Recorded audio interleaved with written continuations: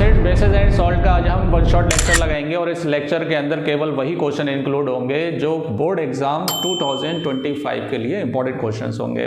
तो अगर आपने इससे पहले का चैप्टर अगर नहीं लगाया तो डिस्क्रिप्शन में मैंने उसका लिंक शेयर कर रखा है, आप वहां से directly chemical reactions and equation की प्रैक्टिस कर सकते हैं। मैं हूँ आपका साइंस मेंटर इजहारुद्दीन। अगर आप हमारे फर्स्ट व्यूअर हैं, चैनल को सब्सक्राइब नहीं किया तो सबसे पहले चैनल को सब्सक्राइब करें। सीधी बात होगी, कोई बकवास नहीं होगी। चलिए स्टार्ट करते हैं आज का लेक्चर। और सबसे पहला टॉपिक मैं उठाता हूँ कौन सा? एसिड्स। एसिड्स क्या होते हैं? तो देखिए हमारे नेचर में बहुत सारे ऐसे सब्सटेंस होते हैं जिनके अंदर थोड़ा खट्टापन होता है, जिसको हम खा भी सकते हैं, लेकिन कुछ इतने खट्टे होते हैं जिनको हम नहीं खा सकते। तो जिनके अंदर खट्टापन होता है वो क्या कहलाते हैं? एसिड कहलाते हैं। क्या सर केवल टेस्ट करने से हमें पता चलेगा कि ये एसिड है या नहीं है? तो इसके लिए हमें क्या करना है? एसिड को पहचानने के 4 तरीके हैं, वो 4 मेथड आप देख लीजिए। Number one by test. Test करके हम पता कर सकते हैं। तो जो खाने में खट्टे होते हैं, सौर होते हैं, शुगर नहीं लिखा है, ये क्या होते हैं? सौर होते हैं। वो क्या कहलाते हैं? एसिड कहलाते हैं। और दूसरा है हमारा कलर चेंज। के नहीं भाई, सी है ये। क्या है ये? Colour change. कलर चेंज से क्या मतलब है? अभी हम आगे चल के इंडिकेटर पढ़ेंगे। क्या पढ़ेंगे? इंडिकेटर वो होते हैं जो गाड़ी के अंदर होते हैं। लेफ्ट जाना है तो लेफ्ट जला दिया, राइट जाना है तो राइट जला दिया। इंडिकेटर हमें क्या करते हैं? सूचना देते हैं, सूचकांक होते हैं, ये बताते हैं कि भाई ये एसिड है या बेस है। तो इंडिकेटर कई टाइप के होते हैं, आगे बात करेंगे। तो इंडिकेटर में जो सबसे ज़्यादा फेमस इंडिकेटर है that is called litmus paper. कौन सा? Litmus paper. इस लिटमस पेपर का कलर पहले से ही कौन से कलर का होता है? ब्लू कलर का होता है। ब्लू भी नहीं होता है, थोड़ा सा पर्पल कलर होता है, ब्लू मान लीजिए। जब आप एसिड डालेंगे तो ये ब्लू से किस में चेंज हो जाएगा? रेड में चेंज हो जाएगा, है ना। तो रेड कलर का हो जाएगा, तो हम पता कर सकते हैं कि ये कौन है? एसिड है। तीसरी कोई पहचान? बिल्कुल है। अगर कोई सब्सटेंस जो ऐसे जिसको आप टेस्ट नहीं कर सकते या कलर चेंज नहीं करवा सकते तो उसका आप क्या लें? एक्वा सोल्यूशन लें। क्या लें? एक्वा सोल्यूशन लेंगे। अगर उसके अंदर क्या मिले आपको? ज़्यादा क्वांटिटी में एच आयन मिले। एच आयन जहाँ रिलीज होंगे तो वो कौन कहलाएंगे? एसिड्स होंगे। जिस सब्सटेंस के एक्वा सोल्यूशन में एच आयन रिलीज होंगे वो क्या कहलाएंगे? एसिड कहलाएंगे। इसके बाद और कुछ बिल्कुल है जो आज के टाइम पे जो प्रेजेंट में हम पढ़ रहे हैं, हायर क्लासेस के अंदर पढ़ेंगे, वो थे लुईस ने बताया था। लुईस ने ये बोला अगर कोई सब्सटेंस सोल्यूशन में इलेक्ट्रॉन रिलीज करता है, क्या करता है? इलेक्ट्रॉन रिलीज करता है, तो वो कौन होते हैं? एसिड्स होते हैं। ये लिख लीजिए, फटाफट नोट करिए, आग लगा देंगे। चलिए आगे बढ़ते हैं। अब जब खाने पीने वाली बात आई है तो हम कुछ ऐसे नेचुरल सब्सटेंसेस लेंगे जिनको हम खाते हैं, तो उनके अंदर कौन कौन से एसिड प्रेजेंट होते हैं। तो सबसे पहले आप बता दीजिए, ज़्यादातर आप फलों में क्या देख लें? ऑरेंज ले लें। क्या ले लें? ऑरेंज ले लें, या फिर लेमन ले लें। क्या ले लें? लेमन। ये हम जनरली यूज़ करते हैं। तो और हम खाने में क्या यूज़ करते हैं? कर्ड यूज़ करते हैं। दही यूज़ करते हैं, नहीं करते हैं? और हम खाने में क्या यूज़ करते हैं? इमली को हम क्या बोलते हैं? टैमारिंड, है ना। क्या बोलते हैं? टैमारिंड। और बताइए, और खाने में जनरली हम क्या यूज़ करते हैं? जो खाने पीने वाली चीज़ें आप बता दी। टोमेटो यूज़ करते हैं। क्या यूज़ करते हैं? टोमेटो यूज़ करते हैं। और हम सिरका भी यूज़ करते हैं, जिसको हम बोलते हैं विनेगर। क्या बोलते हैं? विनेगर। क्या सर, हम तो नहीं खाते, गाँव में मिलता है भाई, ये गाँव वालों को प्योर सिरका मिलता है। चलिए फिलहाल कोई बकवास नहीं होगी, सीधी बात होगी, फटाफट बताइए। लेमन और ऑरेंज में एक ही टाइप का एसिड होता है, that is called citric acid, है ना। और एक बात और, जितने एसिड आप खा सकते हैं ना, वो सभी कौन से एसिड होते हैं? वीक एसिड होते हैं। तो इसमें जितने ही मैं एसिड लिखाने जा रहा हूँ ये सभी आप खाते हैं, तो इसलिए ये कौन से एसिड हो जाएंगे? वीक एसिड हो जाएंगे। इसके बाद कर्ड के अंदर कौन सा होता है? लैक्टिक एसिड कौन सा होता है? वीक एसिड होता है। टैमारिंड में क्या होता है? टार्टरिक एसिड, है ना। फटाफट लिखते जाइए। टोमेटो के अंदर कौन सा होता है? Oxalic acid. कभी कभी ऑक्सैलिक एसिड का फॉर्मूला पूछ लेते हैं, तो C2H2O4। मेरे भाई अगर मेरे पास स्मार्ट बोर्ड नहीं हुआ तो क्या हुआ? ऐसे ही आग लगा देंगे, टेंशन मत लेना। स्मार्ट बोर्ड जिस दिन आएगा तो उस दिन आएगा, देखा जाएगा। विनेगर के अंदर कौन सा होता है? Acetic acid. कौन सा एसिड? Acetic acid. इसका फॉर्मूला भी पूछते हैं, तो क्या होता है? CH3COOH। इसका नाम क्या है? Acetic acid. इसका दूसरा नाम है इथेनोइक एसिड। क्या नाम है इसका? Ethanoic acid. जब अगला चैप्टर में कराऊंगा कार्बन एंड कंपाउंड, तो उसके अंदर समझाया गया है कि इसके अंदर 2 कार्बन है तो एथ है, और COOH है तो O1 है, तो इसलिए इसका नाम क्या हो गया? Ethanoic acid. ये सभी कौन से एसिड हैं? वीक एसिड है। कौन से एसिड है ये? वीक एसिड है। इन सबको आप क्या कर सकते हैं? खा सकते हैं, राइट। चलिए आगे बढ़ते हैं। अब इसमें अगर आपसे पूछ ले कि सर स्ट्रॉन्ग एसिड कौन से होते हैं? कौन से एसिड? स्ट्रॉन्ग एसिड, जिनको आप खाने की बात तो अलग, छू भी नहीं सकते, है ना। स्ट्रॉन्ग एसिड बहुत ज़्यादा खतरनाक एसिड होते हैं। इसमें 3 आपको बताए जाएंगे, एक HCl, एक H2SO4 और एक HNO3। इसमें सबसे ज़्यादा स्ट्रॉन्ग कौन होता है? ये होता है। फिर उसके बाद वीक ये होता है, उसके बाद ये होता है। फिलहाल तीनं लगभग सेम रेंज के होते हैं, लेकिन सबसे ज़्यादा स्ट्रॉन्ग ये होता है। अब बताइए, इनका आप प्रैक्टिकली यूज़ भी कर सकते हैं, जिसके अंदर एक सोल्यूशन बनाया जाता है एक्वा रीजिया। क्या बनाया जाता है? Aqua regia. ये अगले चैप्टर में आएगा, फिलहाल अभी समझ लीजिए। एक्वा रीजिया सोल्यूशन होता है किस किस का? HCl के साथ HNO3 का, लेकिन इसमें एक रेशियो फिक्स होता है। HCl की अगर 3 बूंद है तो इसकी कितनी? 1 बूंद ली जाएगी। और ये इतना स्ट्रॉन्ग सोल्यूशन होता है कि ये गोल्ड को क्या कर देता है? बिल्कुल मेल्ट कर देता है, उसकी धुलाई में या उसकी गलाई में काम में आता है। गोल्ड को जब गलाया जाता है तो क्या डाला जाता है? Aqua regia. आग लगा देते हैं। चलिए नोट करिए, आगे बढ़ते हैं। अब हम इसी तरह बेस की बात करेंगे कि बेस को पहचानने का क्या तरीका है ना? बेस को पहचानने के भी 4 तरीके हैं। सबसे पहले बाई टेस्ट। टेस्ट कैसा होगा इसका? बेटर होगा, कड़वा होगा। अगर आपको टेस्ट करना है तो नहाते टाइम जब साबुन लगाते हो ना तो हल्का सा ऐसे करके टेस्ट करके देख लेना उसके अंदर क्या होता है? बेस ही होता है, क्योंकि जो साबुन होते हैं वो कैसे होते हैं? बेसिक होते हैं, बेसिक इन नेचर। आगे पढ़ाया जाएगा आपको, राइट। देखिए उसके बाद टेस्ट हो गया, फिर कलर चेंज देखिए। कौन सा? Colour change. कलर चेंज में क्या होगा? जो आपने एसिड डाल के उसको रेड कर दिया था लिटमस पेपर को, उसके ऊपर अगर आप बेस डालेंगे तो वो रेड से दोबारा से किस में आ जाएगा? ब्लू में आ जाएगा। तो समझ लेना कौन है वो? बेस है। उसके बाद अगर किसी सोल्यूशन में टेस्ट नहीं हो रहा है, कलर चेंज नहीं हो रहा है, तो आप देखिए उसका एक्वस सोल्यूशन बनाइए। एक्वस सोल्यूशन बनाएंगे, अगर उसके अंदर OH आयन रिलीज हो रहे हैं तो वो कौन होगा? बेस होगा। ज़्यादा क्वांटिटी में कौन होना चाहिए? OH आयन रिलीज होना चाहिए। और चौथा हमारा जो तरीका है पहचानने का बेस का, वो ये है कि अगर कोई इलेक्ट्रॉन गेन करता है, सब्सटेंस क्या करता है? गेन करता है, तो वो क्या हो जाते हैं? बेस हो जाते हैं। इसके बारे में किसने बताया था? लुईस ने बताया था। चलिए नोट कर लीजिए इसे, आग लगा देंगे, आगे बढ़ते हैं। इसके अंदर भी स्ट्रॉन्ग बेस होते हैं, वीक बेस होते हैं। तो सबसे पहले हम किसकी बात करेंगे? स्ट्रॉन्ग बेस की बात करेंगे। स्ट्रॉन्ग बेस के अंदर बात करेंगे। स्ट्रॉन्ग बेस कौन कौन होते हैं? NaOH, LiOH, KOH, MgOH का होल ट्वाइस। सर ये कैसे याद होगे? बिल्कुल सिंपल सा तरीका है। जितने भी अल्कलाइन मेटल होते हैं या ऐसे बेस जो केवल पानी पे डिसॉल्व होते हैं वो स्ट्रॉन्ग मेटल से होते हैं। स्ट्रॉन्ग मेटल में कौन होता है? हालिना के रब से फरियाद, है ना। और बेत मंगाएं कैसे सर बेहोश रहे, सर बेहोश रहे, है ना। तो इसमें देखिए magnesium hydroxide, calcium hydroxide, CaOH का होल ट्वाइस, पोटेशियम हाइड्रोक्साइड, है ना। फिर उसका सोडियम हाइड्रोक्साइड। इन मेटल में जो भी OH आयन जुड़े होंगे तो समझ लेना कौन है वो? स्ट्रॉन्ग बेस हैं। और यही बेस ऐसे हैं जो केवल पानी के अंदर क्या होते हैं? डिसॉल्व होते हैं। इसलिए इनको हम क्या बोलते हैं? अल्कलाइन भी बोलते हैं। क्या बोलते हैं? अल्कलाइन। अगर वो आपसे वीक बेस पूछ ले कि वीक बेस का एग्जाम्पल बताइए, तो एक ही एग्जाम्पल आपको याद करना है, NH4OH। और भी बहुत सारे होते हैं लेकिन वो अभी आपके आउट ऑफ सिलेबस हैं। तो आपको वीक बेस में क्या याद करना है? NH4OH। और स्ट्रॉन्ग बेस में कौन हो गए? ये हो गए। चलिए आग लगा देंगे, इसको नोट करिए, फिर आगे बढ़ते हैं। अब हम बात करेंगे कि जो एसिड हैं या फिर बेस हैं उनका वाटर सोल्यूशन क्या होगा। इन वाटर सोल्यूशन पानी के अंदर डालेंगे तो क्या होगा। तो अगर आप कोई स्ट्रॉन्ग एसिड ले लें HCl, उसको पानी के अंदर डालेंगे, है ना, तो क्या होगा। इससे पहले एक बात क्लियर कर लेते हैं कि स्ट्रॉन्ग और वीक में क्या मतलब है। अगर पानी में सोल्यूशन आप बनाएंगे स्ट्रॉन्ग का, तो अगर उसमें आपके 100 मॉलिक्यूल है HCl के, तो सभी 100 के 100 मॉलिक्यूल अपने आयंस में डिसोसिएट हो जाते हैं, टूट जाते हैं, तो इसलिए वो स्ट्रॉन्ग हो जाता है। अगर आप वीक डालेंगे कोई CH3COOH, तो इसमें CH3COO माइनस बनेगा, H प्लस बनेगा। तो अगर आपने 100 डाले तो 100 में से मान लो 70 ही केवल डिसोसिएट हुए या अपने आयन में टूटे, तो वो वीक एसिड हो गए। जो सारे के सारे एटम किसमें? अपने आयंस में टूट जाते हैं, मॉलिक्यूल आयंस में टूट जाते हैं, तो वो क्या होते हैं? स्ट्रॉन्ग होते हैं। और जो सारे के सारे मॉलिक्यूल अगर कम डिसोसिएट होते हैं, कम आयंस में टूटते हैं, तो वो कौन होते हैं? वीक एसिड्स होते हैं। ठीक है, आगे बढ़े। चलिए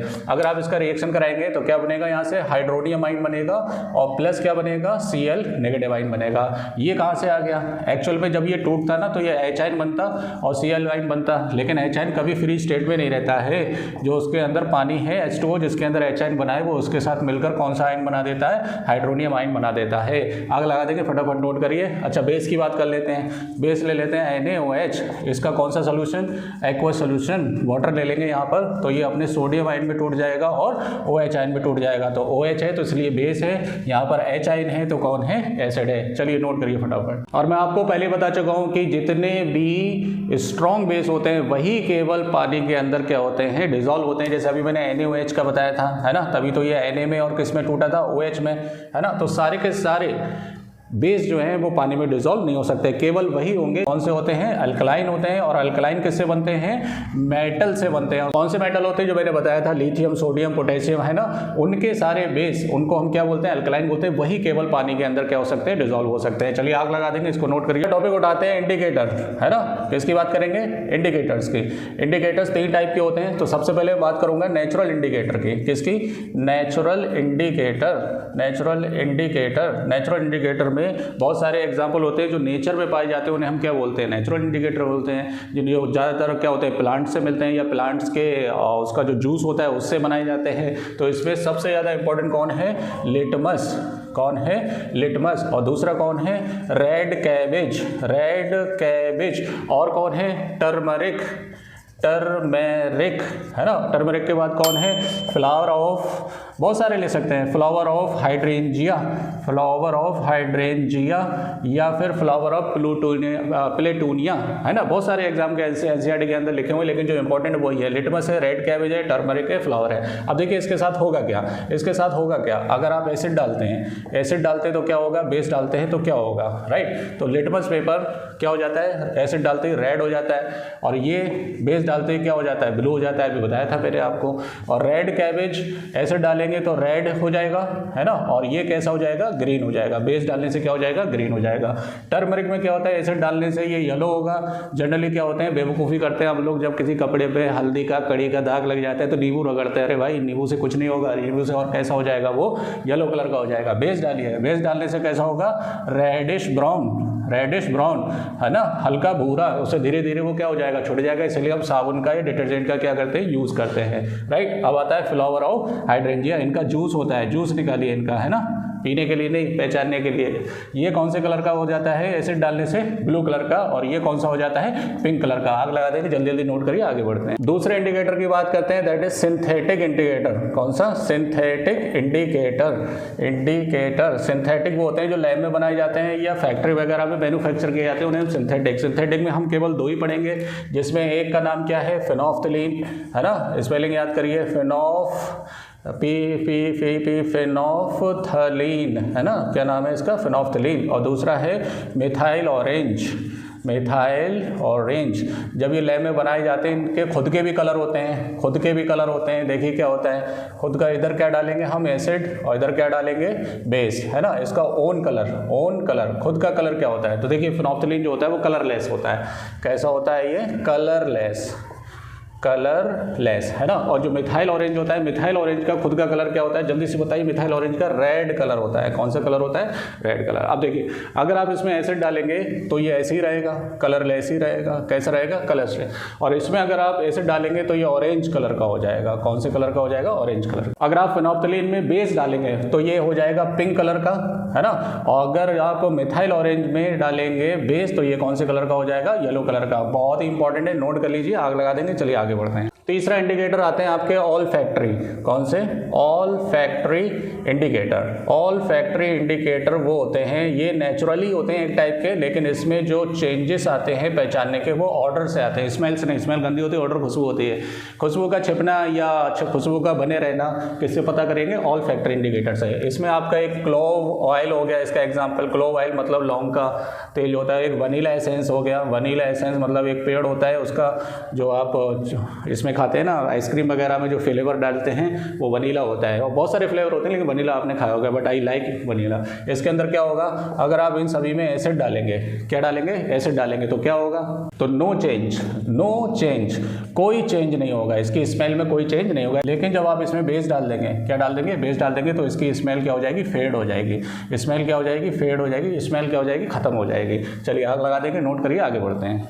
अब कुछ एसिड की केमिकल प्रॉपर्टीज़ के बारे में बात करते हैं। किसके बारे में, केमिकल प्रॉपर्टीज। एग्जाम में पूछ लेते हैं केमिकल प्रॉपर्टीज ऑफ एसिड्स, है ना। तो सबसे पहले इसके अंदर पहले acid reaction with metals, reaction with metals. Metal के साथ अगर आप रिएक्शन कराएंगे तो इसमें एक चीज ध्यान रखना है अपने को, कोई भी मेटल ले लो Zn, अब इसके साथ केवल वही एसिड होंगे जो स्ट्रॉन्ग होंगे। स्ट्रॉन्ग के साथ वो डाइल्यूट भी होना चाहिए, दैट इज HCl। तो इससे क्या बनेगा, ZnCl2 प्लस H2।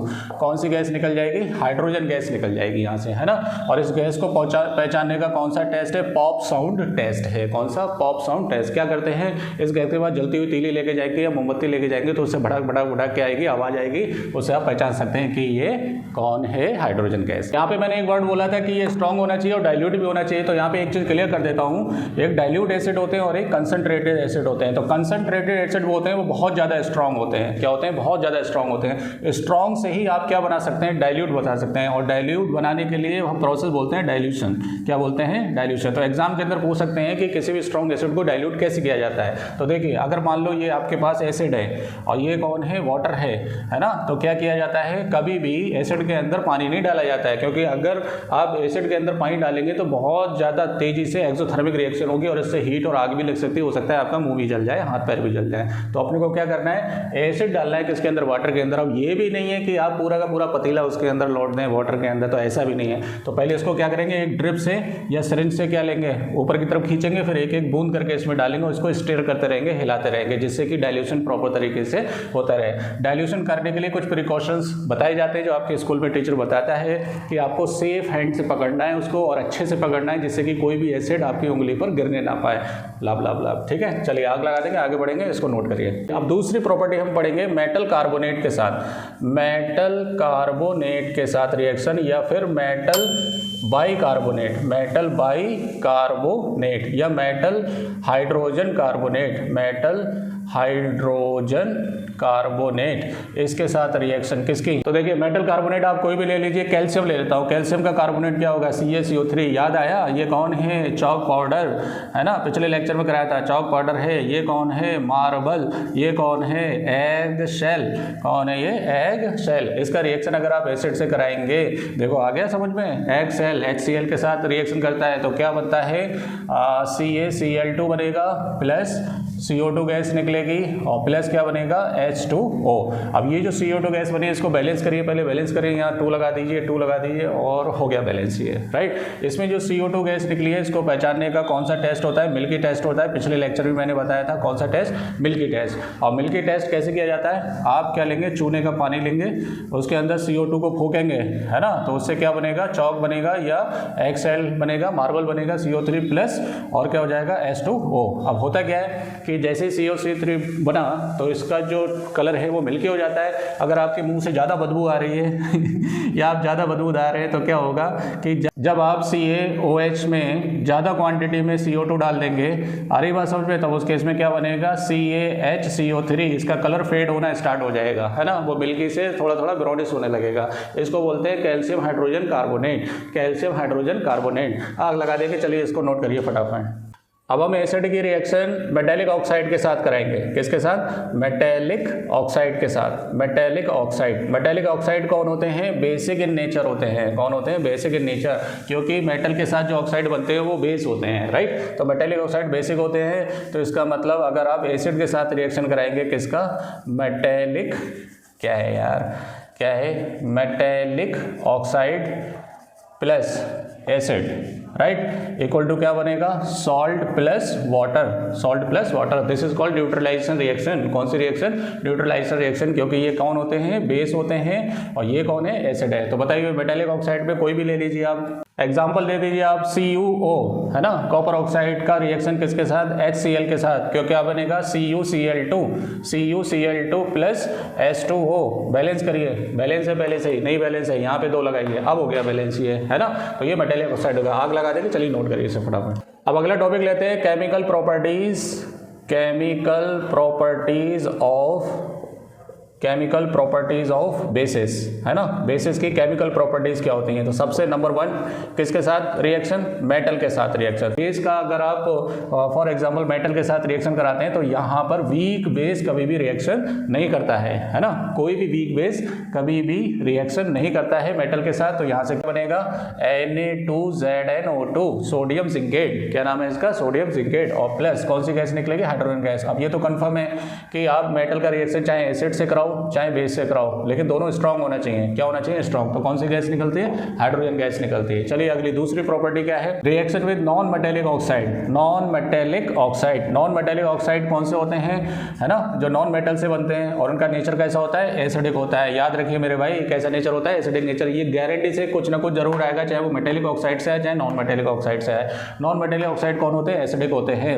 अगर आप इसका रिएक्शन किसके साथ कराएंगे? बेस के साथ। तो ये बेस हो गया और यहाँ क्या हो गया? Non metallic oxide. इसका रिएक्शन कराएंगे तो न्यूट्रलाइजेशन रिएक्शन होगी। क्या बनेगा? Salt plus water, salt plus water. तो बताइए भाई, बेस का कोई एग्जांपल ले लेते हैं, CaOH का होल ट्वाइस, स्ट्रॉन्ग बेस ही लेना पड़ेगा। नॉन मेटेलिक का ले लो आप CO2। क्या ले लो? CO2। तो क्या बनेगा? CaCO3, है ना, प्लस H2O। मेरे भाई ये बार बार पहले चैप्टर में भी आ रहा है, इसमें भी आ रहा है। Calcium carbonate, HCl, chalk water, है ना, मार्बल, इसको आप जरूर याद करिए। तो क्या रिएक्शन हो गई? CaCO3 plus H2O। बैलेंस है रिएक्शन। चलिए आग लगा देंगे, आगे बढ़ते हैं, फटाफट नोट करिए। अब हमने एसिड पढ़ लिए, बेसिक पढ़ लिए। हमने ये भी पढ़ा था कि स्ट्रॉन्ग एसिड क्या होते हैं, वीक एसिड क्या होते हैं, लेकिन इनको पहचानने का तरीका क्या, कि स्ट्रॉन्ग को हम कैसे पहचाने? कोई एक ऐसा स्केल तो होना चाहिए मेजरमेंट, तो that is called pH scale. क्या कहलाता है ये? PH scale. पी से होता है पोटेंस, पोटेंस का मतलब होता है पावर, कौन सी भाषा में? जर्मन लैंग्वेज में। और एच का मतलब होता है क्या?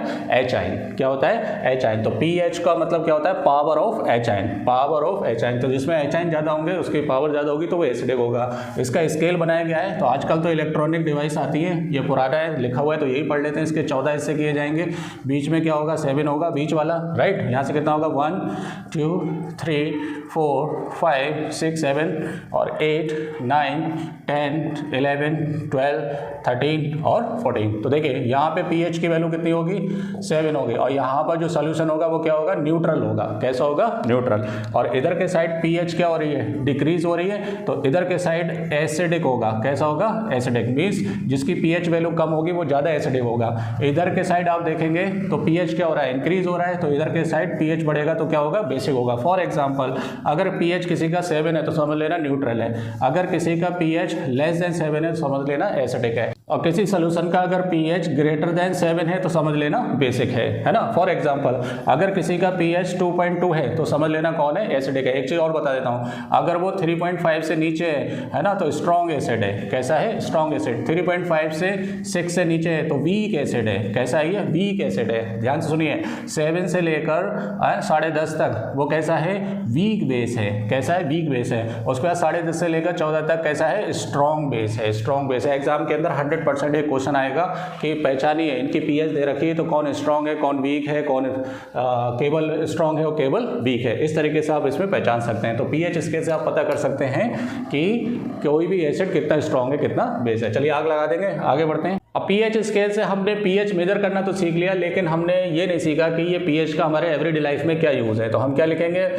Use of pH, use of pH in everyday life, in everyday life, है ना। तो 4 से 5 टॉपिक हैं, इसके अंदर 3 या 4 टॉपिक कराऊंगा जो इंपॉर्टेंट है। तो सबसे पहले आप चाहे एनिमल्स की बात कर लें, एनिमल्स की बात कर लें या प्लांट्स की बात कर लें, है ना। चाहे एनिमल्स की बात कर लें चाहे प्लांट्स की बात कर लें, are pH sensitive, are pH sensitive, are pH sensitive. मतलब अगर इनका पीएच डिक्रीज हो गया तो ज़्यादा एसिडिक हो जाएंगे और वो नुकसान दे सकते हैं, है ना। तो अगर आप कोई भी एनिमल ले लें चाहे प्लांट्स ले लें, इनका पीएच 7.0 से 7.8 के बीच में, ये लिखिए भाई, रेंज लिखिए 7 से 7.8 के बीच में। तो इसका मतलब ये जनरली कैसे हैं? बेसिक हैं, वीक बेस हैं। और जैसे ही क्या होता है, बारिश होती है तो बारिश में क्या होता है, एटमॉस्फेयर के बहुत सारे ऐसी गैसेज होती हैं, ऐसे पार्टिकल होते हैं जो पानी में डिजोल्व होकर एसिड बना देते हैं, क्योंकि वो नॉन मेटेलिक होते हैं ना। नॉन मेटेलिक पानी के साथ मिलकर क्या बना देते हैं? एसिडिक बना देते हैं। और जैसे ही एसिडिक बनाएंगे, है ना, तो उसको हम बोलते हैं एसिड रेन। उसको क्या बोलते हैं? Acid rain. वो एसिड रेन क्या कर सकती है? प्लांट्स को,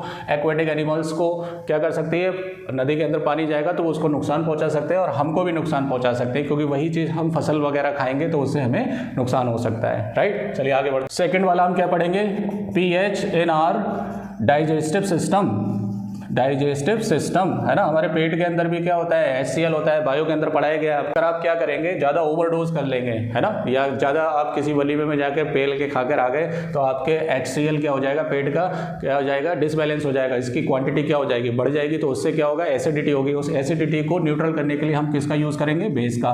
और यही टॉपिक आगे पढ़ने वाले हैं। एसिड बेस जब भी रिएक्शन करते हैं तो एक दूसरे को क्या कर देते हैं? न्यूट्रलाइज कर देते हैं। उसे हम क्या बोलते हैं? Neutralization reaction. तो उसके अंदर एक मिल्क ऑफ मैग्नीशिया नाम क्या है उसका, माइल्ड बेस का, मिल्क ऑफ मैग्नीशिया, लिख लीजिए, मिल्क ऑफ मैग्नीशिया का यूज़ करते हैं तो वो इस एक्स्ट्रा एसिड को क्या कर देता है, बैलेंस कर देता है और फिर खट्टी डकारें आना बंद हो जाती हैं। चलिए नोट कर लीजिए, आगे बढ़ते हैं, आग लगा देंगे। एक और इंपॉर्टेंट वो पढ़ लेते हैं, टूथ डिके, है ना, टूथ डिके, हमारे दांत क्यों गिरते हैं, है ना। अरे भाई बुढ़े हो जाओगे तो दांत तो गिर ही जाएंगे, लेकिन उससे पहले क्यों गिरते हैं, उससे पहले इसलिए गिरते हैं क्योंकि हमारे दांतों का जो पीएच होता है ना, वो कितना होता है, पीएच कितना होता है, लगभग कितना होता है, 7, बेस ही होता है, कितना होता है, बेस होता है। लेकिन होता क्या है, टूथ डिके होने का रीज़न क्या है, जो रात भर हम ठोस के बर्गर, पिज्जा, समोसा ये चीज़ें खाते हैं ना, और अगर आपने सुबह उठ के ब्रश नहीं किया तो रात भर उसके अंदर क्या हो जाएंगे, बहुत एसिडिक जर्म्स वगैरह पैदा होते हैं, उससे एसिडिटी बढ़ जाती है और इसका पीएच गिर जाएगा। इसका पीएच लगभग कितना हो जाएगा, बिलो 5.5 से नीचे जब जाएगा तो ये स्ट्रॉन्ग एसिड की तरफ होता चला जाएगा और दांतों में एसिड की क्वांटिटी बढ़ जाएगी और उसके अंदर जो एनामल है वो डैमेज होना स्टार्ट हो जाएगा और दांत गिर जाएंगे, आप हो जाएंगे हपले, है ना। चलिए आग लगा देंगे, आगे बढ़ते हैं। अब देखिए लास्ट सेक्शन बचा है, दैट इज सॉल्ट, है ना, बहुत ही इंपॉर्टेंट है। इसे 100% आपको 3 से 4 नंबर का मिलने वाला है सॉल्ट के अंदर से। तो देखिए सॉल्ट कैसे बनता है, इसके लिए कौन सी रिएक्शन पढ़ना है अपने, न्यूट्रलाइजेशन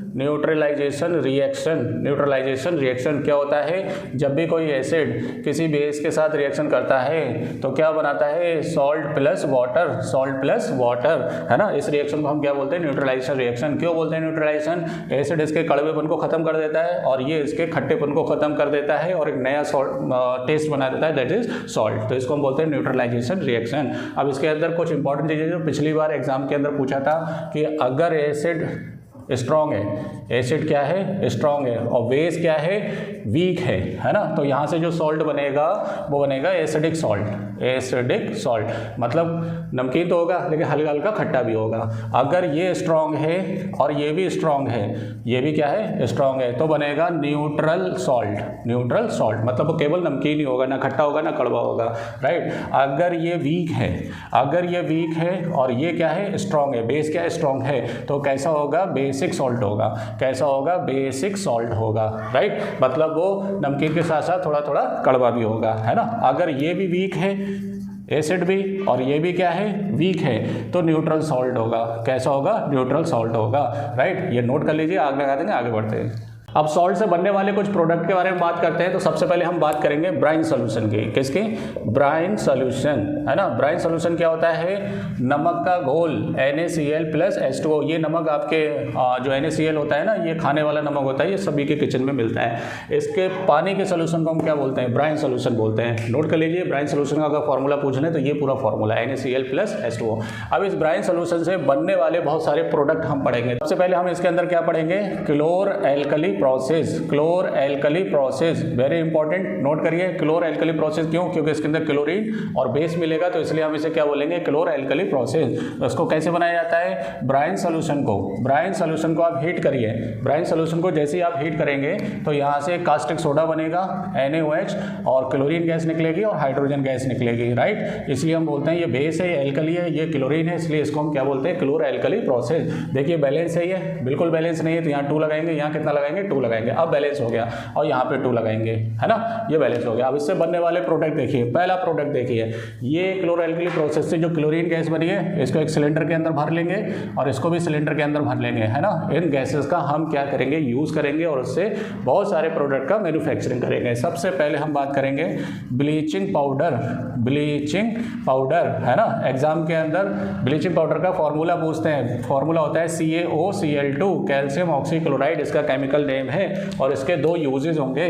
2 यूजेज आप लिख लेना, मैंने स्क्रीन पर लगा दी, नोट कर लेना, है ना। कॉस्मेटिक के अंदर यूज होता है, पानी को प्यूरिफाई करने के लिए यूज होता है, और आपको पता भी होगा।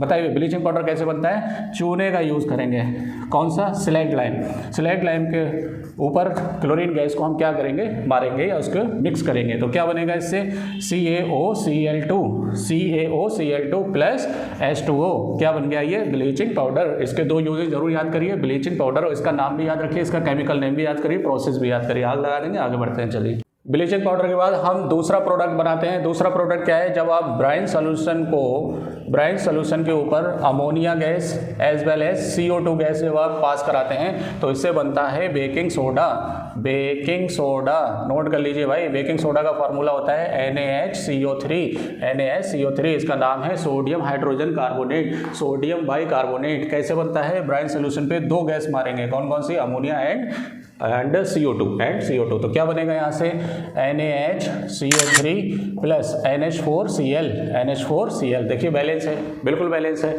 And this one is called baking soda. तीसरा प्रोडक्ट देखिए बेकिंग वॉशिंग सोडा। क्या चीज? वॉशिंग सोडा कैसे, है ना, खाने वाली चीज, धोने वाली चीज कैसे बनेगी वॉशिंग सोडा। बेकिंग सोडा को जब आप हीट